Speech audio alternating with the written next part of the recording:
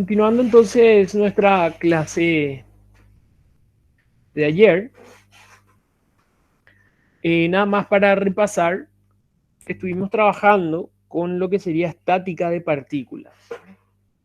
Llegamos hasta el punto de poder establecer el equilibrio de una partícula y además poder establecer un diagrama de cuerpo libre, en donde lo ideal es identificar la partícula en cuestión, en este caso, o el nudo, y que en él aparezcan evidentemente las cargas que quiero determinar o que quiero llegar a correlacionar con algo.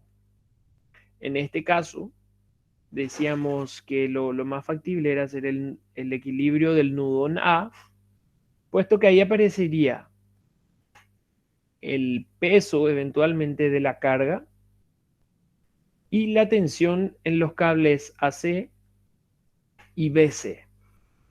Entonces tendríamos este diagrama de cuerpo libre. Y luego lo podríamos llegar a resolver ya sea por el triángulo de fuerzas, por la sumatoria de las componentes, etcétera. Que fue lo que terminamos haciendo el día de ayer. Ahora, vamos a aumentar nuestro espectro de posibilidades. De momento, básicamente estábamos trabajando con o estructuras planas o cargas coplanares, es decir, básicamente el análisis en dos dimensiones. Ahora, evidentemente, deberíamos agregar un condimento más, ¿verdad? A toda esta ensalada que estamos aprendiendo. Sería un eje más, es decir, trabajar ya en el espacio. Entonces, siempre vamos a hacer referencia ya no solamente a X e Y, sino X, y al eje Z. ¿Ok? ¿Qué cambia lo que vimos? Y básicamente nada, ¿verdad? O sea, estrictamente hablando, no. Antes, si yo quería representar un vector F, lo hacía por su componente en la dirección Y, más su componente en la dirección J, y ya estaba. Ahora, la única variación es que aparece la tercera componente, que tenía el versor K. ¿Se acuerdan?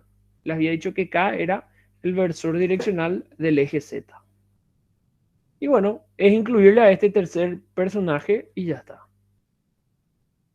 Supongamos esta situación. Yo tengo una fuerza F de una magnitud F cualquiera, ¿sí? Como se indica aquí. Vamos a suponer que yo quiero conocer sus tres componentes, Fx, Fi y Fz. Entonces, ¿cómo puedo hacer? Antes lo que hacíamos era directamente la fuerza estaba en un plano, entonces o calculábamos su componente vertical o calculábamos su componente horizontal. ¿Ok? Bueno, ahora no es, hay que hacer un paso más. Entonces lo primero que puedo hacer es fijarme, no sé, en este plano aquí. Un plano ejemplo. El plano que pasa por el eje Y y el vector F. Entonces, supongamos que ahí yo puedo o logro tener el ángulo θ sub I que marca aquí. Entonces yo podría llegar a proyectar esa fuerza F aquí y este ya sería directamente la componente vertical, puesto que ya está sobre el eje Y. Y tendría este de aquí, que evidentemente sería una fuerza H, creo que le llama aquí, que todavía no está sobre ningún componente X y Z, X o Z, pero lo voy a usar para lograr determinar esos otros dos que me faltan. Entonces, de esa idea es que yo puedo establecer, por ejemplo, la componente Y ya. Ya, F coseno de θ sub I. Ya está. ¿Cómo obtengo Fx y Fz?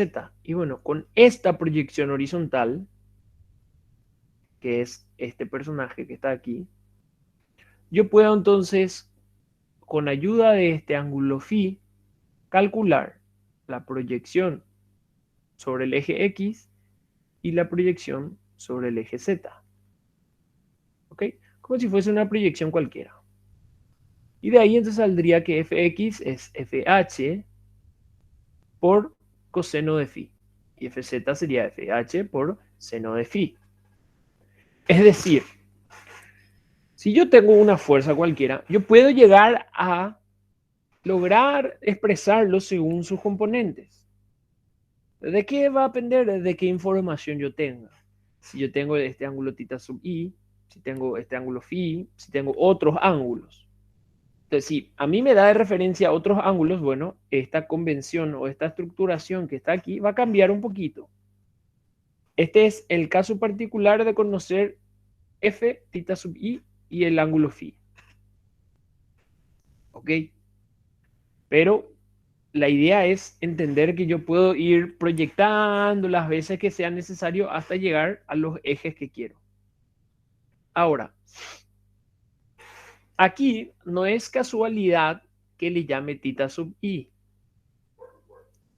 El ángulo, en general, cuando llamamos o hacemos referencia a θ sub i, θ sub x o θ sub z, vendrían a ser el ángulo que forma la fuerza con esos ejes respectivos.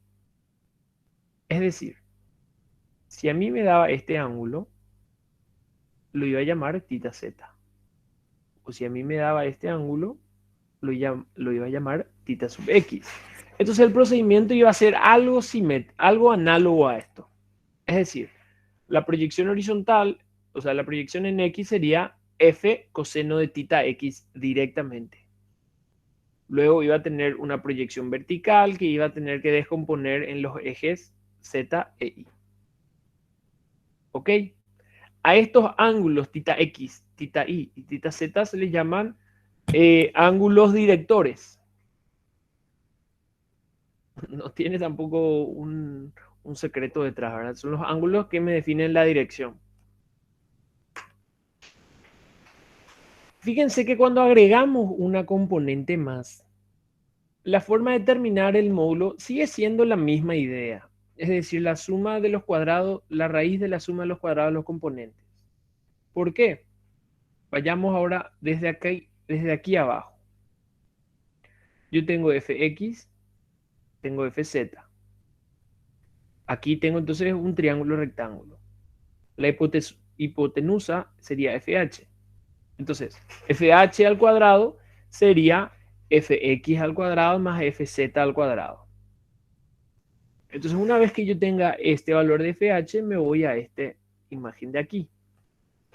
Y sería fh al cuadrado más fi al cuadrado sería igual a f al cuadrado. Y de ahí, y de despejar f, sale esta idea. Entonces, para obtener el módulo es exactamente la misma forma. La raíz de la suma de los cuadrados de las componentes. Ya está. Entonces, en general, estos ángulos θx, θz, θy no son datos, ¿verdad? O los tres al menos no son datos. Entonces, la forma de obtenerlos es calcular las proyecciones, calcular el módulo y luego recién resolver estas ecuaciones para sacar los ángulos. ¿Ok? Ahora, si de entrada me daba estos tres ángulos, y de entrada me daba θx, θy, θz, entonces yo directamente ya podría conocer las componentes de las fuerzas. Pero en general no tenemos estos ángulos porque son más difíciles de medir. En general tenemos ángulos en un plano o cuestiones así. Entonces esos ángulos, como les dije, son los ángulos directores.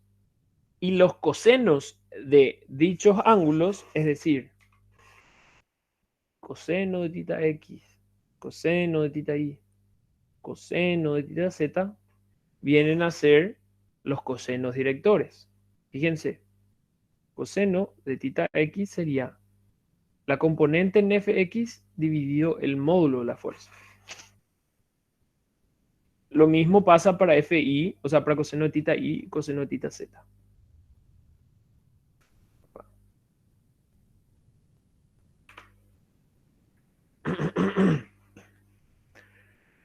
Entonces, Aquí nace una forma de expresar muy interesante. Yo le había dicho, ayer creo que vimos un ejercicio, en donde nos salía que la fuerza era igual a 1655, no sé cuánto, cuánto, tanto. Y luego aquí pusimos estos números o algo así. Eh, ¿Verdad? Aproximadamente. ¿Verdad? No recuerdo muy bien, pero más o menos así. Esta forma de expresar es la mejor forma de expresar una fuerza en forma vectorial. ¿Por qué? Porque yo estoy escribiendo esto. Estoy escribiendo la magnitud, el módulo aquí afuera, ¿sí? Y aquí un vector que lo llamamos lambda. Ese vector lambda, que lo vamos a ver enseguida, es el vector direccional. Direccional. Y precisamente es un versor, ¿verdad? Es de magnitud 1. Puesto que a los componentes yo le extraje el módulo. Entonces termina siendo un vector direccional de magnitud 1 o un versor. Entonces, esta es la mejor forma porque me representa el módulo y me representa la dirección. Otra forma de expresar entonces esto sería el módulo, ¿sí? Por los cosenos directores. Entonces, coseno de tita x en la dirección y. Coseno de tita y en la dirección j. Coseno de tita z en la dirección k. ¿Ok? Es por eso que de repente radica la importancia de los cosenos directores. Si yo tengo los ángulos tita x, tita y, tita z, entonces me facilita mundial el trabajo. Porque ya de entrada puedo sacar el vector direccional lambda. ¿Quién es lambda? Lambda me define la dirección del vector fuerza. O me define alguna dirección de algún eje o de alguna fuerza cualquiera. ¿Okay? Es un vector direccional de algo. Y en general le ponemos el subíndice de qué, ¿verdad? Si es de F, si es de X, si es de Y, si es de Z. Fíjense que la suma de estas componentes al cuadrado da 1, puesto que es un vector de magnitud 1, ¿verdad?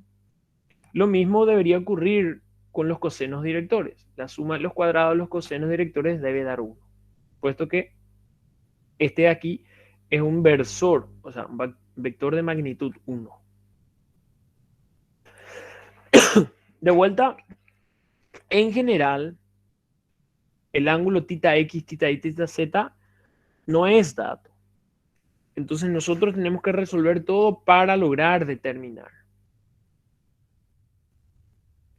Aquí se ven, ¿verdad? Lo que les grafica hace rato, tita x, tita y, tita z.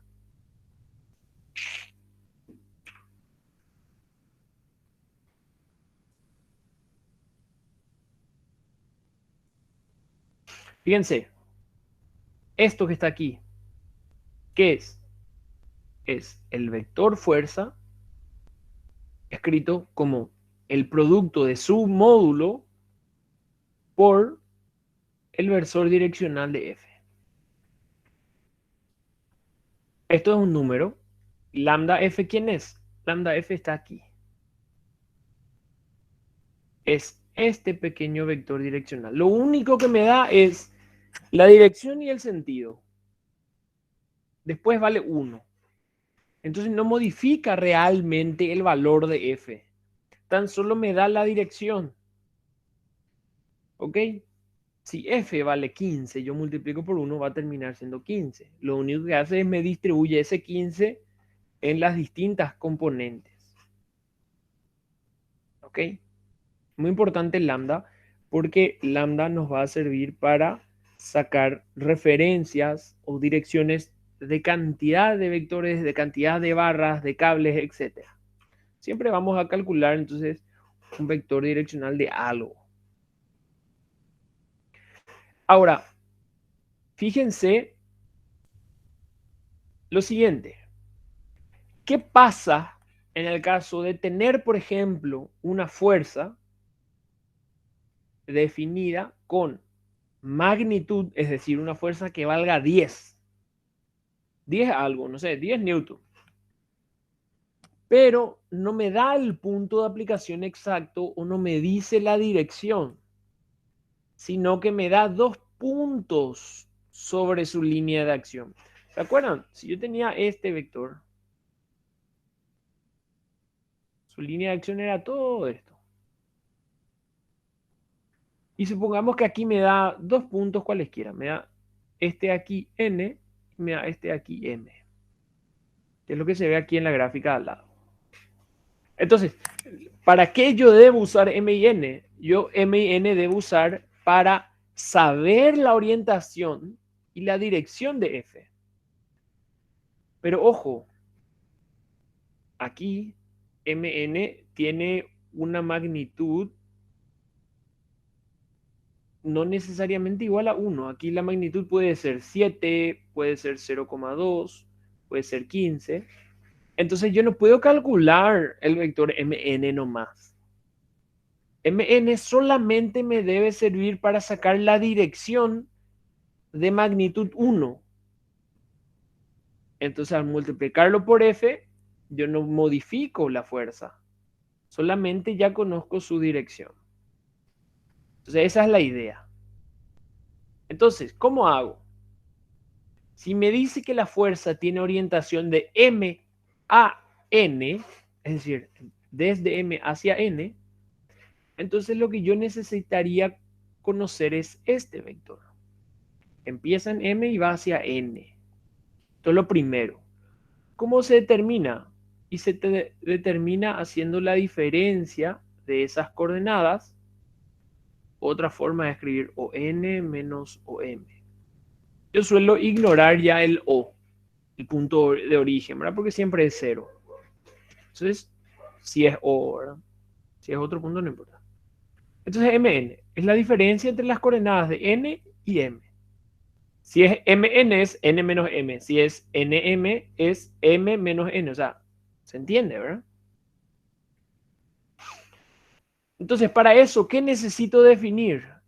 Necesito definir n y m con sus coordenadas.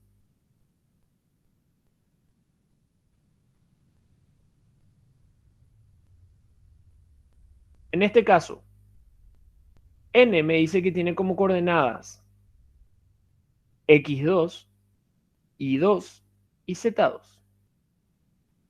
M me dice que tiene coordenadas x1, y1 y z1.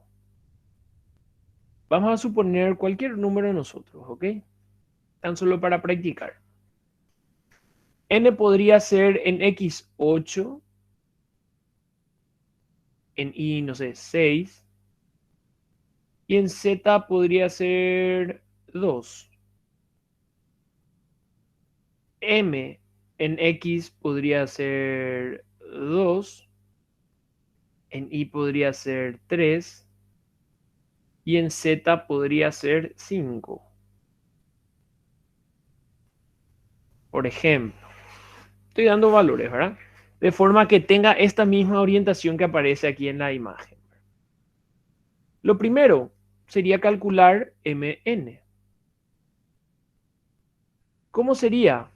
Sería resolver esto, n menos m. Entonces voy restando las componentes. N es, o sea, en x primero, 8 menos 2 queda 6. 6 menos 3 queda 3. 2 menos 5 queda menos 3. Entonces ahí tengo el vector mn. ¿Ok? Lo siguiente, voy a hacer aquí abajo para no interrumpir. Lo siguiente sería calcular el módulo de mn. ¿Cómo calculaba? la suma de los cuadrados, o sea, la raíz de la suma de los cuadrados de sus componentes. Entonces, 6 al cuadrado más 3 al cuadrado más menos 3 al cuadrado. Raíz de eso. De ahí me sale, no tengo idea cuánto sale. Si alguien me puede ayudar, quedaría 18 más 36, 54. Raíz cuadrada de 54.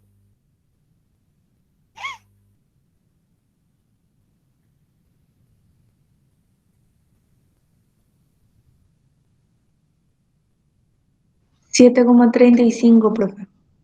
Gracias. 7,35. Fíjense que si yo uso mn por f para tener la dirección del vector fuerza, me va a salir la fuerza, pero variada en la magnitud. Yo lo que tengo que lograr es que encontrar tan solo el vector direccional de mn. Es decir, yo debo lograr encontrar a este personaje lambda. Y aquí está cómo debo determinar.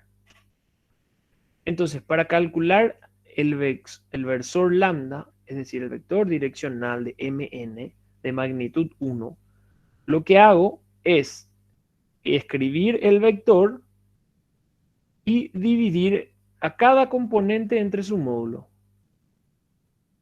Es decir, dividir el vector en su módulo. ¿Ok?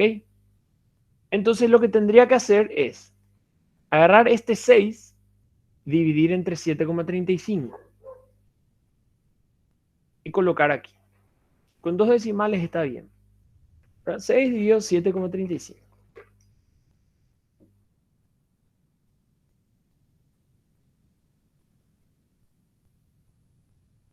No sé cuánto les saldría.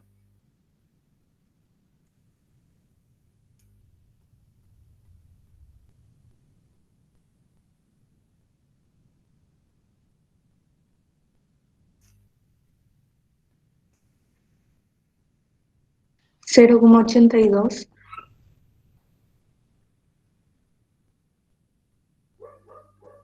0,82. 3 dividido 7,35 $0,41. y el otro sería negativo. ¿Ok? Entonces, esto que yo obtuve aquí, voy a ponerlo en un recuadro en amarillo, o sea, en un círculo en amarillo. Esto es el vector direccional mn. Y eso me va a servir a mí para determinar vectorialmente esta fuerza. Entonces ahí, por lo tanto, yo podría decir que la fuerza vectorial sería igual a la magnitud, que no tengo idea, podría haber sido esas 10 libras, 10 fuerza, 10 newton, 10 kilogramos fuerza, etcétera, multiplicado por el versor direccional mn. ¿Ok? Fíjense que si ustedes hacen la suma, la raíz de la suma de los componentes al cuadrado de esto, les debería salir 1. Si no les sale 1, algo están haciendo mal.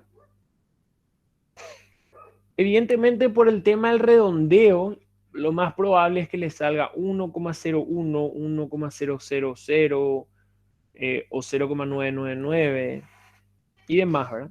Y son por cuestiones del redondeo, pero dentro de todo está dentro de un margen de error muy pequeño. Es decir, cometen 1% de error a lo sumo. Fíjense que en el segundo decimal recién nosotros redondeamos. El error va a ser muy bajo. Pero si tienen la posibilidad de estirar siempre con todos los dígitos, todos los decimales, es decir, guardando cada valor en la calculadora, entonces no correrían el riesgo de cometer errores, ¿verdad? Pero eh, siempre hay un margen de error. Yo siempre considero un margen de error por redondeo y cuestiones así. No hay problema con eso. ¿Ok? ¿Se entiende entonces cómo yo puedo obtener la dirección de una fuerza a partir de distintas situaciones. Por un lado, me podría dar las orientaciones, por otro lado, me dice, mira, la línea de acción pasa por estos puntos. Entonces, yo lo que tengo que hacer es calcular el vector que une esos puntos, luego, con ese vector, calcular el versor o el vector direccional de ese, y ahí obtener, evidentemente, la fuerza de forma vectorial.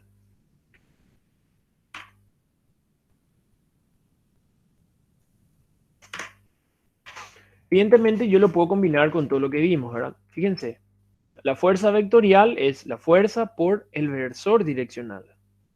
Eso se escribe como la magnitud, ¿verdad?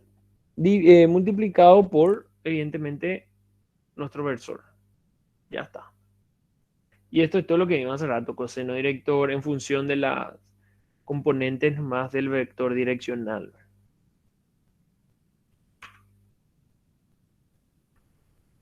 ¿Qué pasa?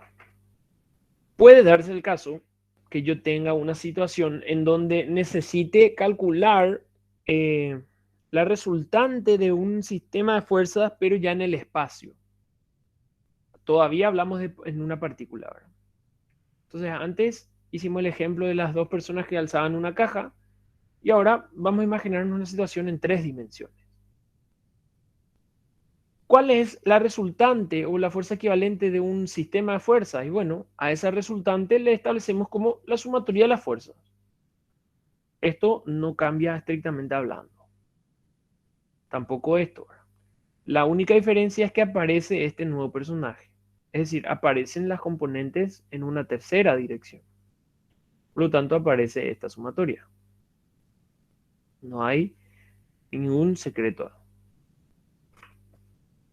Entonces, ahora la resultante en X sería la sumatoria de fuerzas en X, resultante en Y, sumatoria de fuerzas en Y, resultante Z sería la sumatoria de fuerzas en la dirección Z.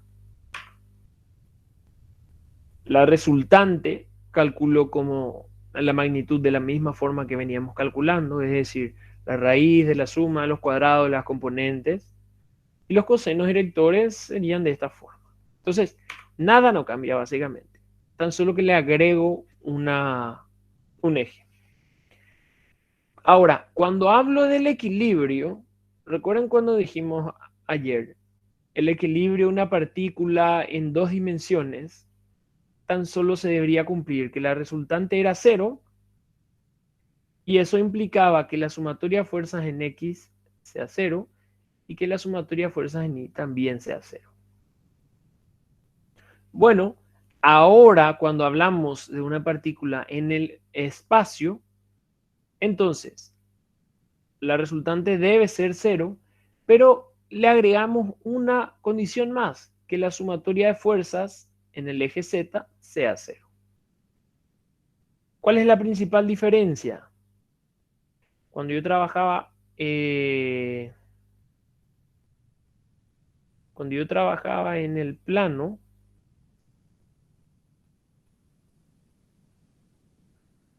yo tenía un sistema de 2 ecuaciones con 2 incógnitas. Solamente eso yo podía resolver. Y ahora que estamos trabajando en el espacio, lo hago más grande porque es la actual, entonces yo tengo 3 ecuaciones o hasta 3 ecuaciones y 3 incógnitas. ¿Cuáles son las ecuaciones? Sumatoria de fuerza en X igual a 0, sumatoria de fuerza en Y igual a 0, sumatoria de fuerza en Z igual a 0. ¿Cuándo? La palabra importante aquí es equilibrio. Solamente cuando se da el equilibrio yo puedo igualar a 0. Si yo no sé si está o no en equilibrio, yo no puedo igualar a 0. ¿Ok? Esa es la única diferencia. Antes podía, en el plano trabajo con 2 ecuaciones, ahora trabajo con 3. Y ya está. En este caso, fíjense que hay una grúa tratando de levantar un contenedor. Entonces, ¿dónde yo estaría analizando aquí la partícula en el espacio? Y básicamente yo tendría que analizar este nudo donde convergen todos. ¿Por qué? Porque ahí voy a tener la fuerza que hace la grúa para levantar, y a tener la fuerza de cada uno de estos tensores o cabos, de acuerdo que sean, que son los que sostienen la caja. Entonces, esta sería la partícula a analizar y ese sería mi diagrama de cuerpo libre. Este esquema que está aquí en rojito. Entonces, van a haber situaciones donde trabajemos con partículas en el espacio, como sería el nudo de un pórtico, el nudo de una cercha, de una cabreada, y van a haber situaciones como estas, en donde sean tres dimensiones.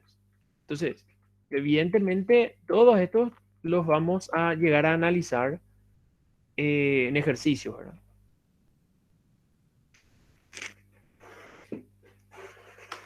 Ok, entonces, no es que termine aquí la clase, ¿no? Vamos a tratar de continuar un poquitito más de esto. Todavía tenemos tiempo. Gustaría seguir avanzando. Entonces, en la siguiente ya, de vuelta como les había dicho, eh, ya se empieza la parte de hacer ejercicio. Ahora entonces arrancamos el capítulo 3. ¿Cuál es la principal diferencia? Bueno, hasta el momento nosotros trabajábamos con partículas. ¿Se acuerdan? Elementos en los que la forma y el tamaño no interferían en la acción de las cargas, puesto que se consideraban que todas las cargas actuaban en un punto. Entonces no importaba, digamos, eh, la forma y dimensión. Cuando hacemos referencia a un cuerpo en mecánica o en la mecánica, hacemos referencia a cualquier elemento. Puede ser una viga, puede ser una barra, puede ser un nudo, puede ser cualquier cosa. En las que, un nudo no era, pero en las que la dimensión, la forma, el tamaño y demás sí interfieren. Es decir, ya pueden alterar la acción de las cargas. Es decir, hay que considerar el tamaño, hay que considerar la disposición de cargas. Ya no necesariamente las cargas van a estar aplicadas en un solo punto. Y cuando decimos rígido, fíjense que toda nuestra materia se limita a elementos rígidos. Es decir, cuando decimos rígido, es básicamente decir que algo es infinitamente rígido. Quiere decir que no se deforma. Por ejemplo, yo agarro una regla, ¿verdad? Aquí. La vida real, si yo aplico esto, la regla se deforma. ¿Ven cómo se va curvando? ¿Sí? Aquí nosotros vamos a considerar que esto viene, pero la barra no se deforma, ¿ok? Quizás pueda girar y demás, pero no se va a deformar. Es decir, tan solo no vamos a considerar el análisis elástico. La idea es entender cómo las cargas, no sé, recorren una estructura para, qué sé yo, llegar a los apoyos, cómo calcular los apoyos, cómo ver el efecto que puede generar una carga. Más adelante, en la siguiente materia, ustedes van a considerar, en resistencia a materiales, van a considerar ya la elasticidad de los materiales. Van a ver cómo sometida a las cargas que ahora aprendemos, se deforman. Más adelante, en madera y metal, por ejemplo, ya van a dimensionar estructuras de madera. O sea, ya van a ir siendo más específicos cada vez. ¿Ok? Para eso vamos a ir repasando brevemente algunas cositas, ¿verdad? Que de igual forma yo creo que lo saben, ya sea del colegio o de algunas materias previas o para el ingreso, no sé, ¿verdad? En este caso, ¿qué ustedes recuerdan que era el momento de una fuerza respecto a un punto? ¿O cómo me pueden decir, o cómo se calcula, o qué entienden, o qué les parece que es? Pregunta al público, ¿qué entienden por esto? ¿No sería torca, profe, o algo así? Y sí, Cuerpo tiende a girar con respecto a un punto. también, también. yo puedo entender como el momento de una fuerza respecto a un punto, por un lado, como el torque. Ahora, cuando decimos torque es respecto a algún eje específico de algo, ¿verdad? Que vamos a ver más adelante. Podemos decir torsión. Puede ser como dijo Luis, creo. Es, nos da una cierta idea de cómo rotaría un cuerpo o con qué intensidad rotaría o giraría un cuerpo respecto a algún punto, respecto a algún eje. ¿Ok? Me sirve a mí para saber, es el ejemplo clásico que digo, ¿no? Me sirve a mí para saber qué fuerza debo aplicar a la llave cruz para sacar la rueda de mi auto que está llantado. ¿Ok? Son brazos de palanca y yo aplico ahí un par de fuerzas. Entonces, mientras la palanca sea mayor, la fuerza que yo necesito aplicar es menor. ¿Se entiende? Entonces, me da referencia, o sea, me sirve a mí para calcular ciertas situaciones. Más adelante les vamos a dar todas esas interpretaciones, ya sea si tratamos de un momento flector alrededor de un eje, si tratamos del momento flector alrededor del eje vertical, si es alrededor del eje axial lo llamamos torsión, si alrededor de un tornillo, de una rosca lo llamamos torque o cuestiones así. Entonces, si bien nosotros ya sabíamos en el colegio que el momento de una fuerza nosotros lo calculamos como fuerza por distancia. ¿Verdad? F por D, recordamos de siempre. Estrictamente hablando, no es fuerza por distancia, ¿verdad? Es un vector posición por un vector fuerza. ¿Ok? Y fíjense que el resultado termina siendo un vector. Entonces lo que yo tengo que recordar es que el momento alrededor de un punto es el producto vectorial de el vector posición o el vector R en este caso, vectorial F. ¿Ok? Siendo R el vector que recorre desde el punto respecto al cual quiero calcular el momento, o sea, O, hasta el punto de aplicación de la fuerza A, de la fuerza F, o sea, A.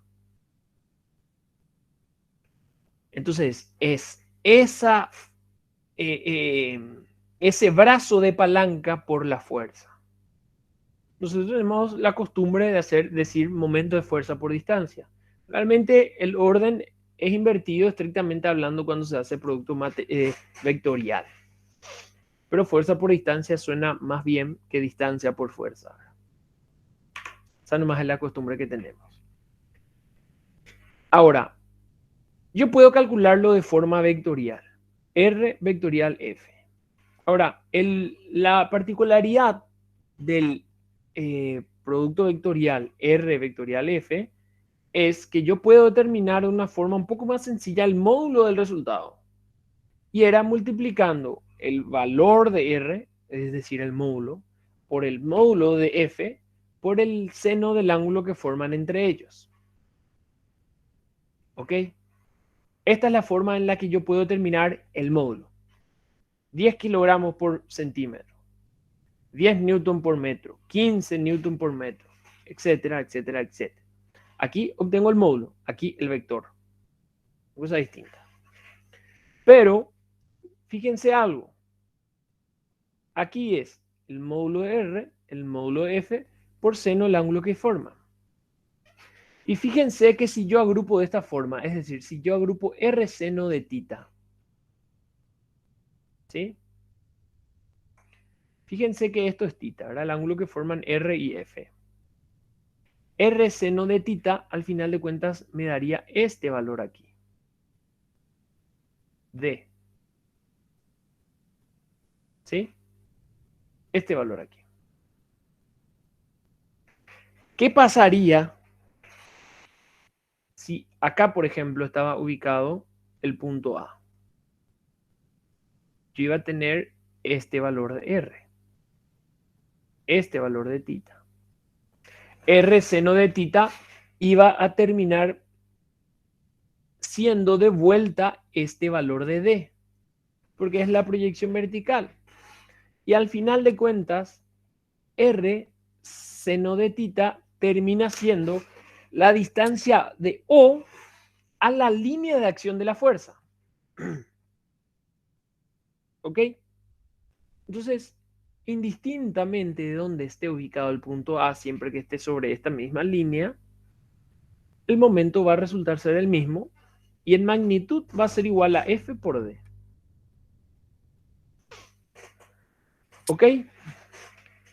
Entonces el momento de fuerza, de una fuerza, respecto a un punto va a ser siempre el mismo. Respecto a ese mismo punto. Quizás muchos recuerdan, hay otros que no. Hay otros que quizás no recuerdan por nombre nomás. Lo que sería el teorema de Variñón. Entonces, para rememorarles, supongamos tener esta situación. Un sistema de fuerzas aplicado en un punto A y me gustaría conocer el momento de ese sistema de fuerzas respecto al punto O. Entonces, yo podría hacer lo siguiente. Vamos a ir aquí. Primero, yo podría, por ejemplo, hacer R vectorial F1 y ahí obtengo M1. R vectorial F2 y obtengo M2. R vectorial F3 y ahí obtengo M3. R vectorial F4 y ahí obtengo M4.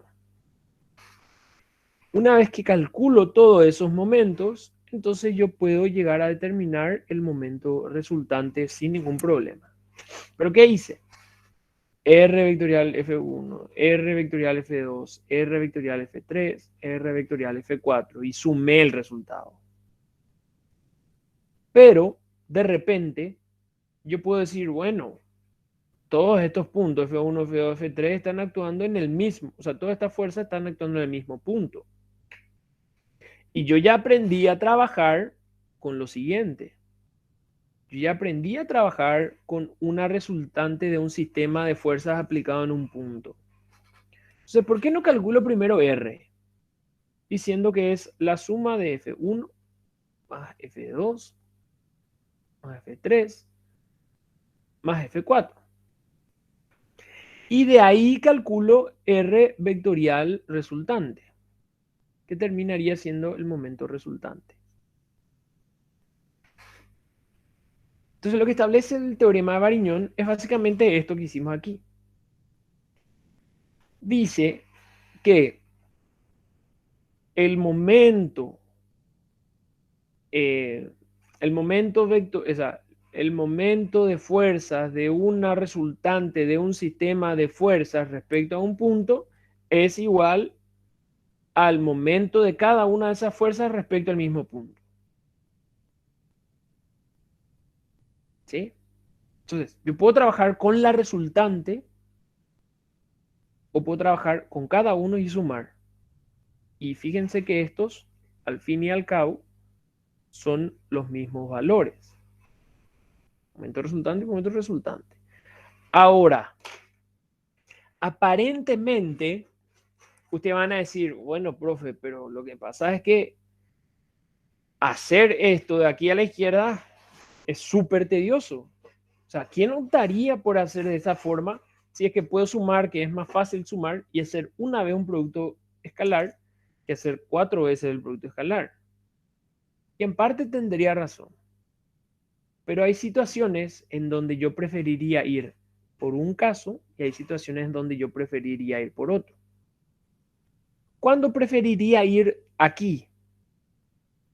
Aquí iría cuando, por ejemplo, yo no conozco la resultante o me pide calcular directamente el momento resultante. ¿Verdad? Mientras todas las fuerzas Yo sí las conozco. Ahora, ¿cuándo me gustaría ir por la otra forma? Y bueno, la otra forma, o en esta de aquí, me gustaría ir, por ejemplo, cuando, no sé, F3 no la conozco y el momento resultante sí es un dato. ¿Se entiende, verdad, la idea? Entonces, ¿qué yo haría? Calcularía el momento 1, 2, 4 a MR, que es dato, le resto esos tres momentos y ahí voy a sacar M3. M3 estaría en función de la fuerza 3 y ahí determino F3. Ahora, si yo conozco cada una de las fuerzas, entonces directamente trabajaría con la resultante y ahí sacar el momento resultante. Entonces va a depender de qué situación para saber hacia qué lado inclinarme o cuál optar.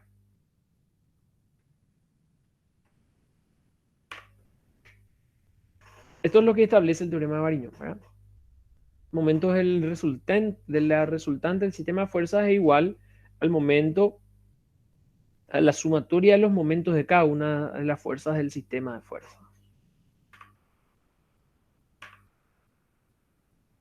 Ahora, como siempre trabajamos con referencia a unos ejes rectangulares, entonces, así como definimos las componentes de una fuerza, también sería interesante definir las componentes de un momento. Fíjense en esta figura de la izquierda. Primero el de la izquierda nada más. ¿Qué establece? Bueno, me da el origen O, me da una fuerza por sus componentes, fíjense que ya están las componentes, Fx, Fy, Fz, aplicado en el punto A.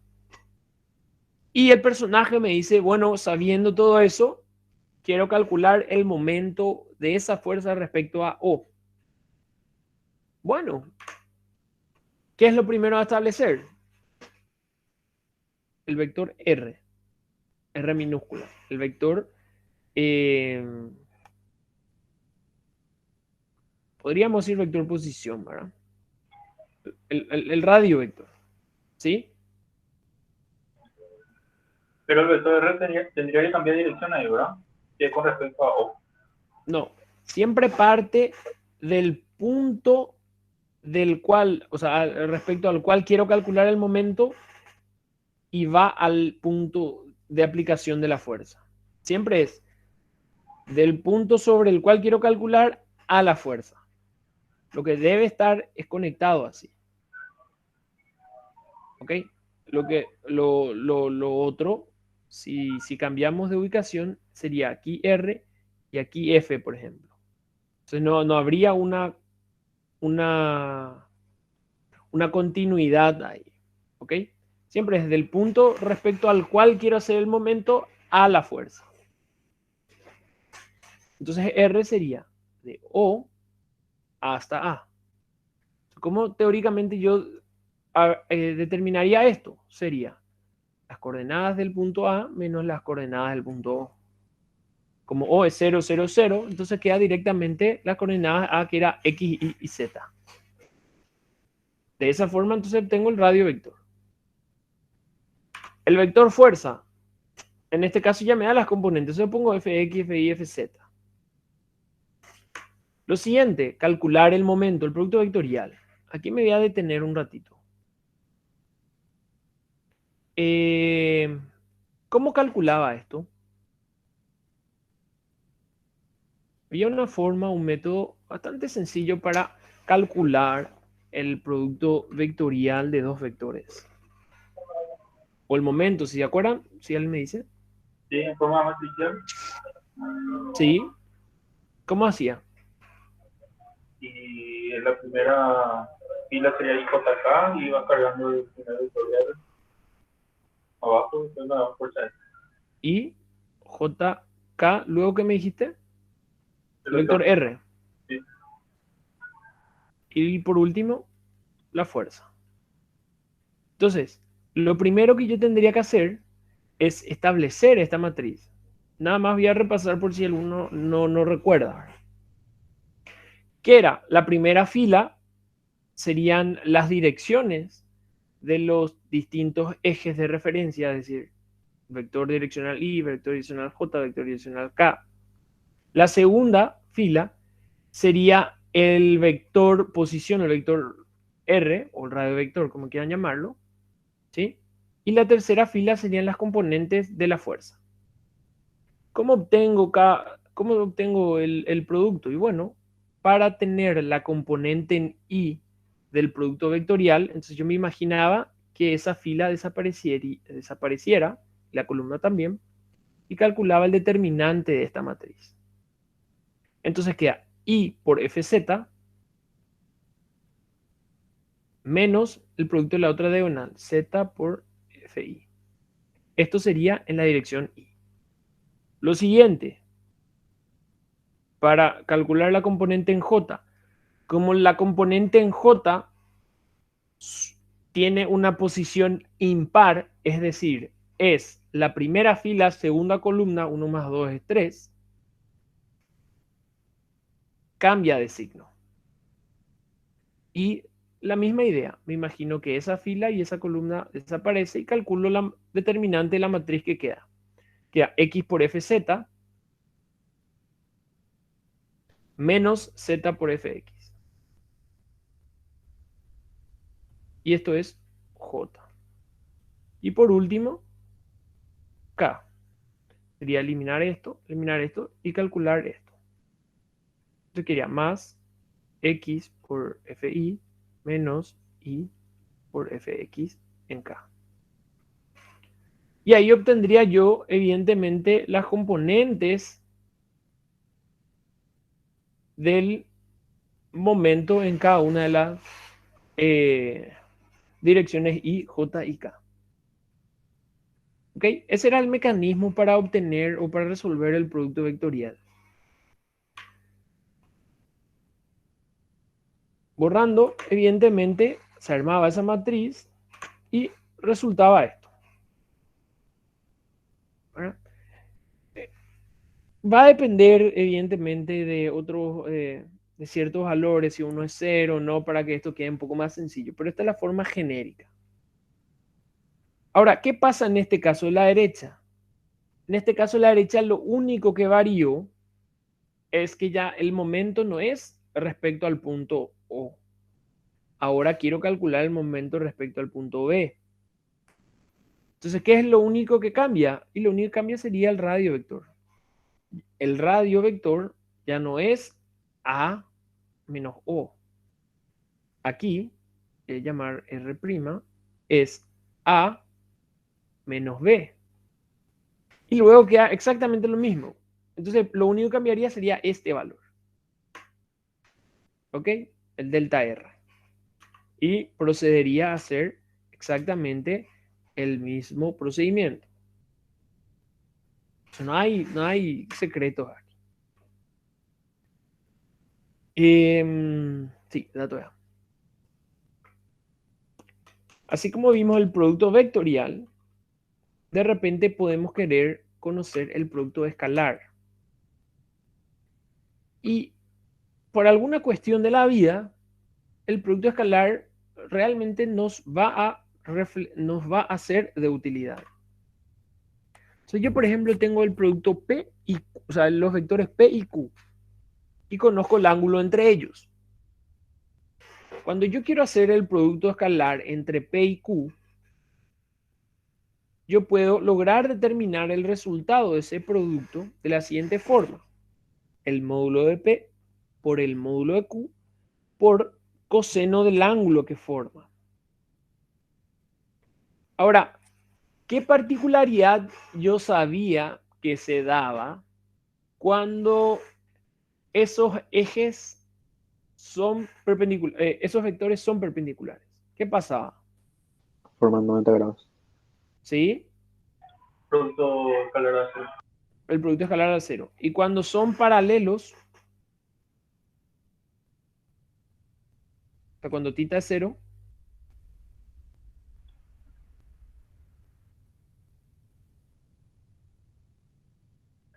¿No? Y ahí da el valor del producto de los dos.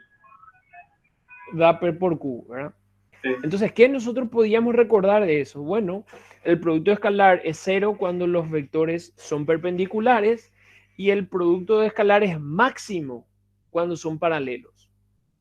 Entonces, de algo ya me sabe, o sea, me sirve ya recordar esa propiedad. ¿Para qué nosotros usamos? Para proyectar un vector sobre un eje o un vector sobre otro vector. ¿Por qué? Porque mientras más paralelos sean estos, evidentemente la proyección de uno sobre el otro va a ser mayor.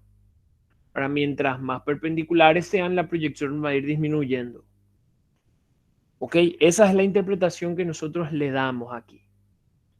Entonces, supongamos que yo quiero calcular la proyección de P respecto a este eje OL. Respecto al eje OL. Entonces, ¿qué haría yo? Haría directamente el... a ver, haría directamente esto. Esto es lo que yo quiero calcular. Aquí le llama POL, que es la proyección de P sobre el eje.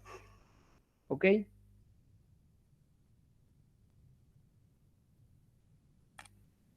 ¿Ok? Entonces, ¿cómo obtengo? P por coseno del ángulo. P por coseno del ángulo. Esto puedo hacer si es que tengo la dirección de OL, por ejemplo. Que lo vamos a ver ahora. Entonces, de repente yo puedo tener algún vector que me sirva para determinar la referencia de OL o poder calcular el vector direccional OL. ¿Por qué no? ¿Verdad? Puedo tener el vector direccional de OL. Entonces, lo que me gustaría conocer es la proyección de P sobre ese eje. Entonces, fíjense que el producto escalar P por Q sería P por Q por coseno de tita. Entonces, ya habíamos dicho que P coseno de tita era la proyección de P sobre el eje OL.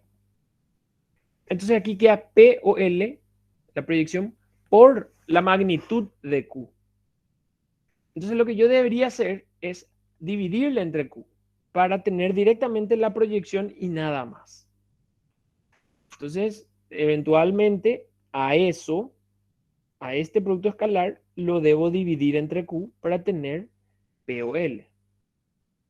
Eso es cuando este vector sobre el que yo quiero proyectar no es unitario.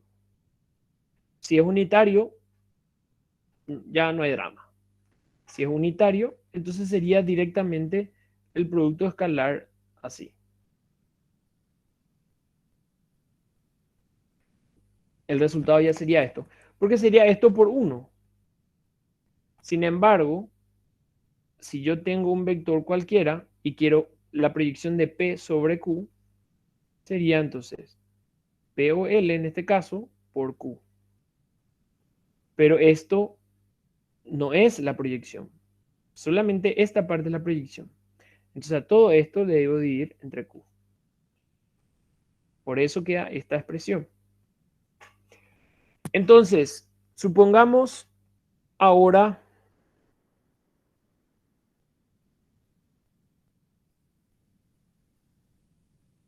este, M.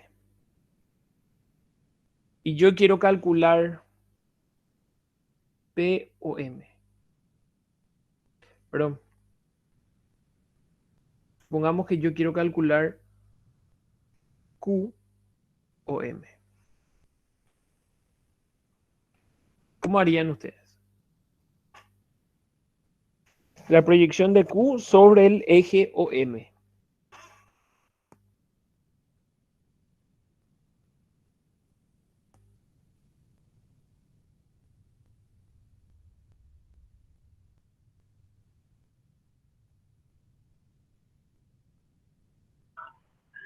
O Q sobre OM.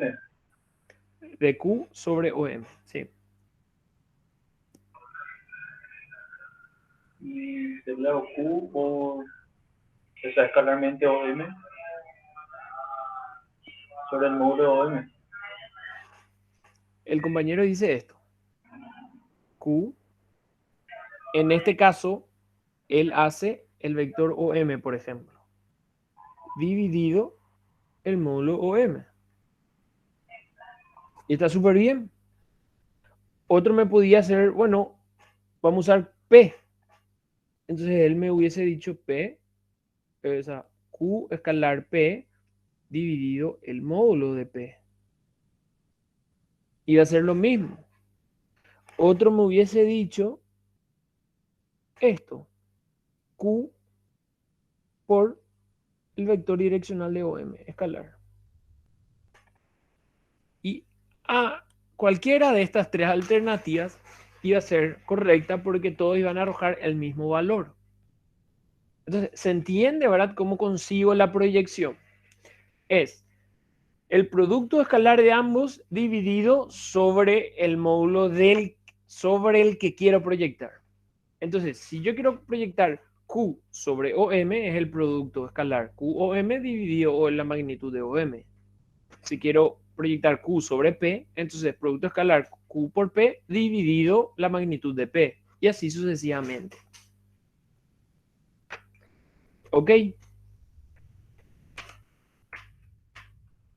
Ahí llegamos con eso. Consulta, profe. Sí. Eso no debería estar multiplicado otra vez por el vector direccional transversor. Exactamente el vector. Claro, claro. Genial, genial aclaración. Se me pasó totalmente decir eso. Fíjense, este producto escalar, ¿qué es? Es un número. Número y nada más. Es un escalar. Si yo quiero el vector QOM, entonces es esto por el vector, sí, el vector OM o el versor. ¿Ok? Pero aquí, al poner este puntito acá, se transforma en un número, es un escalar. Si quiero expresarlo de forma vectorial, le tengo que poner la magnitud que saqué de aquí, ese número que dice, por la dirección del eje. Y esto debe ser unitario. Excelente lo que dijo el compañero. Me olvidé de decirles ese pequeño detalle.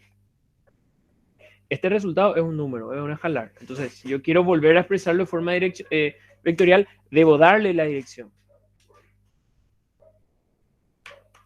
Ahora, ¿cuál es la utilidad que le podemos dar? Y bueno, en general yo puedo calcular el momento alrededor de un punto porque me resulta fácil, por así decirlo, y ese momento proyectar a algún eje. ¿Para qué? Para así poder determinar el momento de una fuerza respecto a un eje. ¿Ok? Hay veces que es más fácil hacer con proyecciones y hay veces que es más fácil hacerlo de forma directa. ¿Cuándo? Cuando trabajamos en 3 dimensiones, lo mejor es hacerlo de forma vectorial, o sea, con proyecciones. Cuando trabajamos con con cargas coplanares, entonces lo más fácil es hacerlo directo. Pero ya lo vamos a ver cuando entremos al capítulo de fuerzas internas. Entonces tenemos de vuelta esta situación. Esto es lo último que vamos a ver por hoy, así que ya estamos terminando. Disculpen ahí el barullo, no sé si escuchan o no, pero fíjense lo siguiente.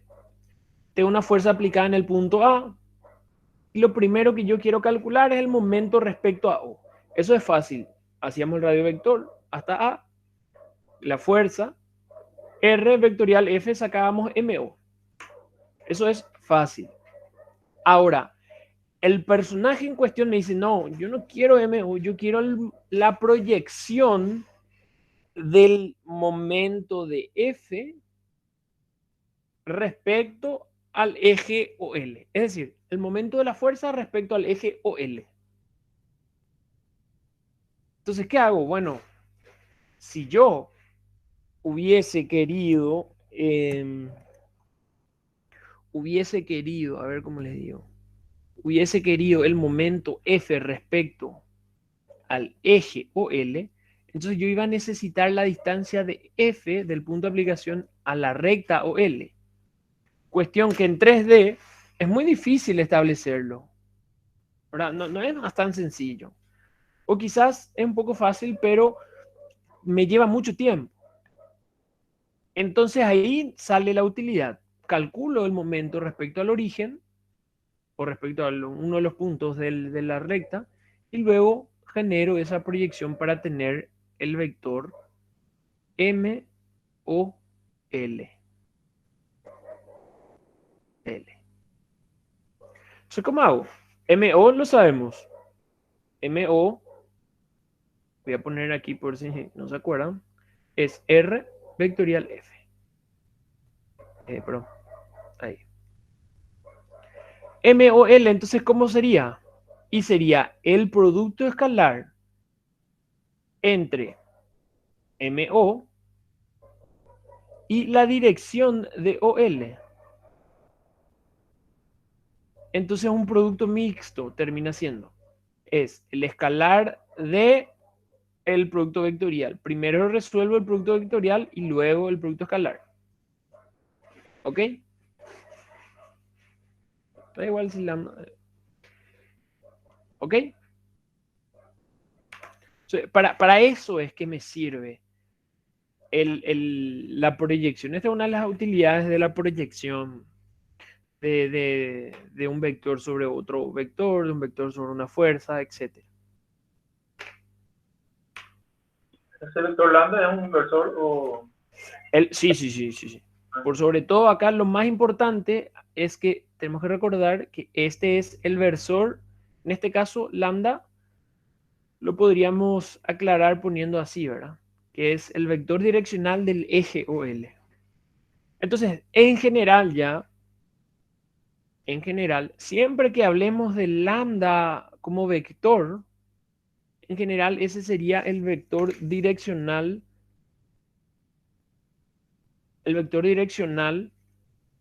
de cualquier cosa, ¿verdad? Ya puede ser de F, vector direccional de R, vector direccional de OL. En general, lambda va a hacer referencia a un versor. Eso de magnitud 1 ya. Esa es la simbología que le damos al versor. Lo que falta aclarar acá sí es de quién, ¿verdad? Pero es un vector unitario o versor. Entonces, esto no afecta, solamente le da la proyección.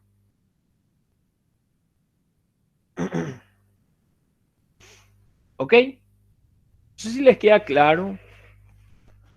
De vuelta, toda esta parte, dentro de todo, me parece como un repaso.